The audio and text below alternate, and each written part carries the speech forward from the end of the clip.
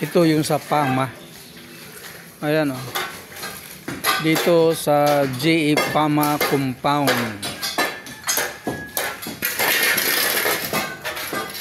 Ito yung nahango galing sa loob ng kanal. Oh. Sa tapat lang ito ng manhole. Sa tapat lang ito ng manhole ng kanal. Oh. Patuloy pang kinukuha. Oh. Tingnan mo yan kung gaano kadami. Ano? Si Kaputol Vlog. Kaya, muna. yan si George. Oh. Si Kaputol Vlog lang. Yan. Kadang muna, wala kami putol. George.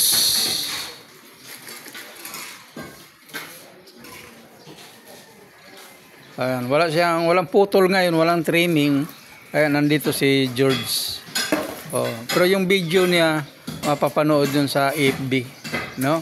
Kuya George Vlog. At saka sa TikTok. Oh, mayroon din siya sa TikTok. Sa FB at saka sa TikTok. Pa-support naman, guys. Oh, pa-support naman sa inyo kasi ito si George sa kanyang buhay, no? Sa kanyang buhay ni George, kaya patuloy pa nga siyang naghahanap ng ibang pagkakitaan. Kung minsan pag off niya ng alas 4 dito, nagbabiyahe pa yan, no? Nagde-deliver ng Shopee o anumang kanyang maisipan nga mapagpirahan para lamang matustusan ang kanyang buong pamilya. Yan si George. Oh. Kaya pakisuporta naman. Suportahan natin ang kanyang vlog, no? Kasi sa aking pagkakaalam, inalam ko kasi bago tayo magkaroon ng 1,000 sa kitain sa pag-vlog, kailangan mayroon tayong 10,000 na viewers o followers o 10,000 na subscriber. Kaya malayo pa, no? Suportahan natin si George. Malayo pa, ganun pa. Oh, malayo pa, biro mo.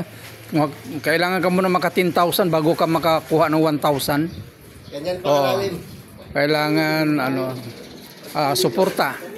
No, sa pagpanood na 'yon, huwag nating isipin na sa papanood lang. Kailangan din natin na mag-like, mag-share at mag-subscribe, mga kapobre. Oh, kitang-kita ninyo yung hinango, oh. Oh, grabe, oh. Grabe yung nahango sa isang butas na to, oh. Oh. Yan, ganyan ang kanal dito sa Pama, no? Kasi nadaanan din ito ng baha noong nakalipas na bagyo. O hindi ko lang alam kung gaano o ilang taon itong naipon. Itong mga dumi ito. Itong nahango sa kanal na to. Oh, nakita ninyo, no? Kahindik-hindik, no?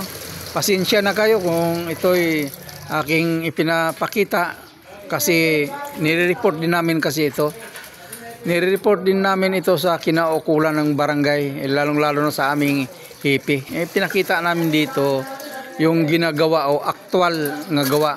O, hindi ito gimikan o real na scripted. Ito'y reality o realidad na ginagawa ng kaminero o ginagawa namin. So,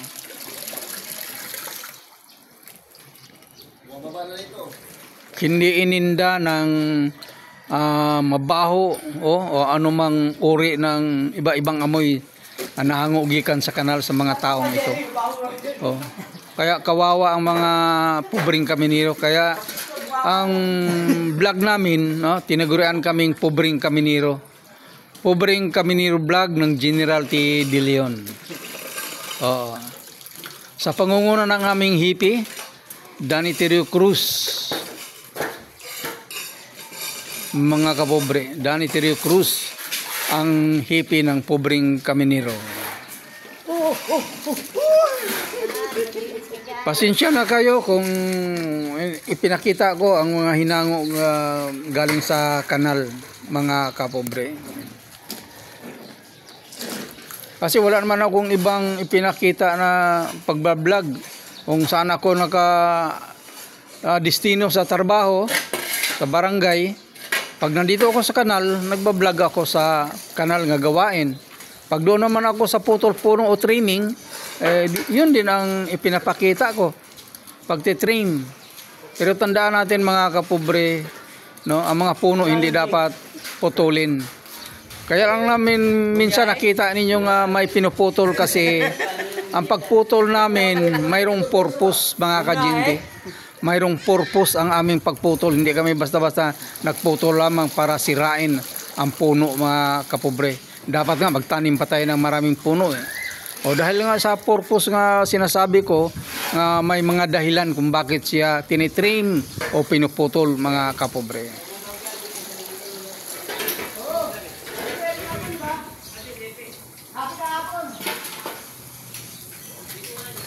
Yan ang gawain ng Caminero Canal, mga kapobre. Oh. Pero mas okay na rin ito kasi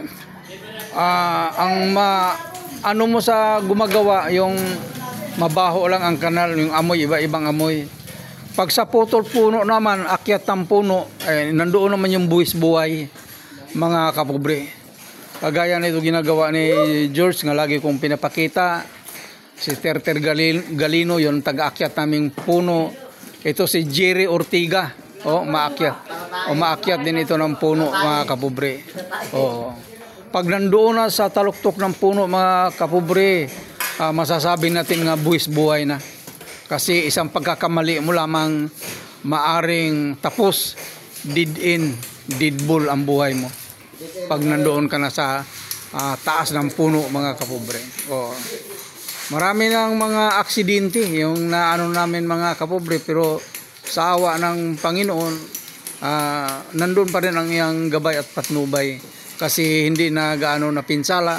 Mayroon mang nasusugatan mga kapobre, bahagi na yan sa aming trabaho o ginagawa. Na ibig sabihin, pag mayroong mga ganon, ibig sabihin gumagawa o nagtatrabaho ang mga kabinero.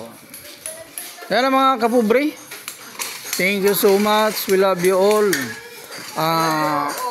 Ang lahat ng araw ay pinagpala ng Panginoon, mga kapobre.